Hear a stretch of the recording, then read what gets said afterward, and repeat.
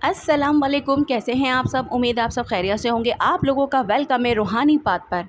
तो जनाब, ये सवाल मुझसे बहुत बार पूछा गया है कि भाई आखिर ट्विन फ्लेम जर्नी का एंड क्या होता है, एंड में क्या होता है, क्या है इस जर्नी का आखिरी अंजाम। तो आज की वीडियो इसी टॉपिक पर है।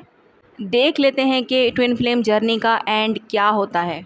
सबसे पहले हम ये जान लेते हैं कि ये सफ़र शुरू क्यों होता है। ये सफ़र सिर्फ प्यार या रिश्ता बनाने के लिए नहीं होता। ये सफ़र शुरू होता है ताकि आप अपनी असली रूह को पहचानो, अपने दर्द को हील करो और दुनिया में रोशनी फैला सको। इसमें डीएम और डीएफ दोनों एक दूसरे का आईना बन जाते हैं। जो चीज़ें आपके अंदर छुपी होती हैं वो एक दूसरे में दिखने लगती हैं।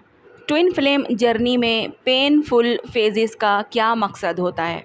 ये जर्नी आसान नहीं होती। सबसे पहले प्यार मिलता है, फिर होती है सेपरेशन, फिर आता है अवेकनिंग का फेज़ और फिर होती है इनर हीलिंग। अक्सर डीएफ सोचती है कि मुझे ही सब कुछ क्यों महसूस होता है, मैं ही क्यों जागती हूँ, यानी कि अवेकन होती हूँ या हुई। क्योंकि डीएफ पहले अवेकन होती है और उसका काम होता है रोशनी बन जाना बिना डीएम के भी। लोग सोचते हैं कि ट्विन फ्लेम जर्नी का एंड मतलब डीएम वापस आए या फिर शादी हो, सब ठीक हो जाए, ये होता है।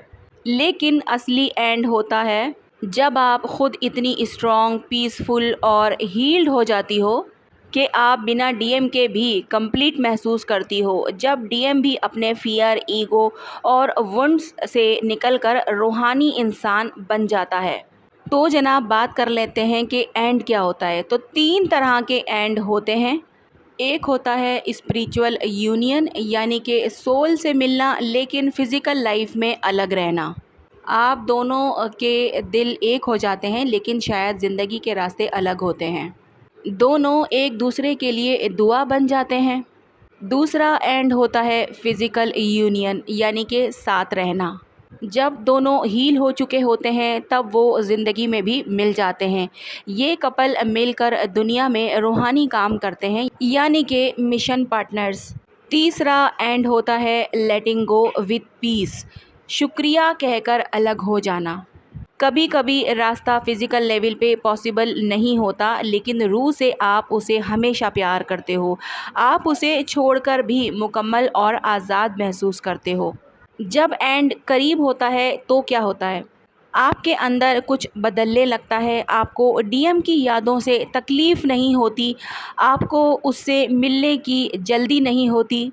आप अपनी लाइफ मिशन पर फोकस कर लेते हो। आपको प्यार चाहिए होता है लेकिन कंट्रोल नहीं, यानी कि मैं तुमसे प्यार करती हूँ लेकिन मैं ख़ुद को पहले रखती हूँ। डीएम भी तभी वापस आता है जब उसके अंदर गिल्ट, रिग्रेट और लोनलीनेस ज़्यादा हो जाती है। जब उसे हर जगह से डिसअपॉइंटमेंट मिलती है, जब वो महसूस करता है कि सुकून सिर्फ डीएफ की एनर्जी में ही है, तब वो कांटेक्ट करता है कि तुम याद आई, तुम ठीक हो क्या। लेकिन इस बार वो पुराने जैसा डीएम नहीं होता। वो रूह से इवॉल्व हो चुका होता है और डीएफ भी उसे एक्सपेक्टेशन के बगैर एक्सेप्ट करती है। फाइनल स्टेज रूहानी आज़ादी होती है। ठीक है, ट्विन फ्लेम जर्नी का असली एंड ये होता है कि जब आप दोनों रूह से आज़ाद हो जाते हो, जब प्यार का मतलब सिर्फ रोमांटिक नहीं होता बल्कि डिवाइन बन जाता है।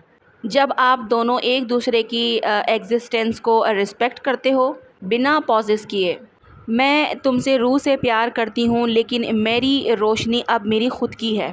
ट्विन फ्लेम जर्नी का एंड होता है रूहानी सुकून। जब आप अपने अंदर प्यार, हीलिंग, बैलेंस महसूस करते हो और डीएम भी ख़ुद को समझकर डीएफ को इज़्ज़त देना सीख जाता है। ये जर्नी ख़त्म नहीं होती, ये एक नए मिशन की शुरुआत होती है। अगर आप इस वक्त तक इस सफ़र में हो तो यकीन रखो अंजाम रोशन है। चाहे वो आए या ना आए, आप ख़ुद रोशनी बन चुकी हो और यही इस जर्नी का असल मकसद है। यानी कि बहुत बार ऐसी सिचुएशंस आती हैं जहाँ पर परमानेंट यूनियन नहीं हो पाता है, लेकिन डीएफ इतना ख़ुद पर काम कर चुकी होती है, हील हो चुकी होती है कि उसे अब डीएम के जाने से तकलीफ़ नहीं होती। उसे अपनी ज़िंदगी का मकसद मिल चुका होता है, उसे पता होता है कि उसने अपनी ज़िंदगी को किस तरीके से आगे लेकर जाना है, कौन से सोल पर्पज़ हैं उसके जो उसे अंजाम देने हैं बिना डीएम के भी। कभी कभी ऐसा होता है कि बिल्कुल से डीएम नहीं चला जाता ज़िंदगी से, मतलब कि आप लोग जो है एक दूसरे के कांटेक्ट में रहते हो, कभी कभी बातचीत हो जाती है, कोई मसला मसाइल हो, कोई प्रॉब्लम हो, उसमें एक दूसरे का जो है वो साथ देते हो, लेकिन बस वो चीज़ परमानेंट नहीं रह पाती है। यानी कि उसमें ये नहीं होता कि डेली डेली डेली बात हो रही है, डेली मिलना हो रहा है और डेली जो है वो सारी चीज़ें शेयर की जा रही हैं, नहीं, बस वो रैंडमली होता है और एनर्जेटिकली आप लोग एक दूसरे के साथ कनेक्टेड रहते हो और इसी तरह आप लोग खुश भी रह लेते हो, आप लोगों को कोई प्रॉब्लम नहीं होती जब आप यहाँ तक पहुँच जाते हो, ठीक है। और दूसरा एंड होता है जो कि फ़िज़िकल यूनियन होता है, मींस के जहाँ पर शादी हो सकती है, आप लोग साथ रह सकते हो, ठीक है, आप यूनियन वो अचीव कर लेते हो और साथ में क्योंकि आप लोगों का सोल कॉन्ट्रैक्ट भी होता है, सोल मिशन साथ मिलकर करने होते हैं, तो इसीलिए आपको मिला दिया जाता है ताकि आप मिलकर वो काम कर सको जो डिवाइन ने आपको दिए हैं। तो मोस्टली डीएफ की यही चाहत होती है कि उनका परमानेंट यूनियन हो जाए। लेकिन मैं यही यहाँ पर आप लोगों को क्लियर करना चाहती हूँ कि आप लोगों ने यूनियन की एक्सपेक्टेशन नहीं रखनी होती। आपने बस यही समझना होता है कि यार अगर यूनियन लिखा है तो बिल्कुल होगा, कहीं नहीं जाने वाला वो यूनियन। लेकिन अगर वो लिखा ही नहीं है तो हमारे इस तरह पीछे भागने से, उसका इंतज़ार करने से कुछ नहीं होने वाला। इससे बेहतर ये है कि हम अपने आप पर ही काम करें, अपने सोल मिशन पर फोकस रहें जो कि हमारा ओरिजिनल काम है। क्योंकि हमें नहीं पता कि हमारी जर्नी का एंड क्या है, क्या हमारा यूनियन है या फिर सेपरेशन या फिर 3D में यूनियन नहीं है। क्योंकि जब उम्मीदें टूटती हैं तो बहुत तकलीफ़ होती है, इसीलिए मैं कहती हूँ कि आप लोग उम्मीदें ना रखें कि यूनियन होगा, वो आएगा। बस आपने एक्सपेक्टेशन सिर्फ़ एक ही ज़ात से रखनी है, वो है डिवाइन। अल्लाह की ज़ात से आपने उम्मीद रखनी है और किसी से नहीं रखनी। लेकिन होता ये है कि डीएम से उम्मीदें लगाई हुई होती हैं कि वो आए, वो एक्शन ले, वो एक्सप्रेस करे, वो एक्शन ले ले, वो स्टैंड ले ले, वो थर्ड पार्टी छोड़ दे, वो मुझे थर्ड पार्टी से बाहर निकाल ले। तो ये सारी चीज़ों की उम्मीदें जो है वो डीएम से लगाए बैठी होती है डीएफ, जो कि होता हुआ किसी को नज़र नहीं आ रहा होता। तो जनाब ट्विन फ्लेम जर्नी का एंड वही होगा जो अल्लाह चाहेगा। ठीक है जनाब, तो आई बात समझ में? अगर बात ना समझ में आई हो तो आप लोग कमेंट में पूछ सकते हैं, मैं बताने की पूरी कोशिश करूँगी। आज की वीडियो यहीं तक है। अपना बहुत ज़्यादा ख्याल रखिएगा और मुझे दुआओं में याद रखिएगा। अल्लाह हाफ़िज़।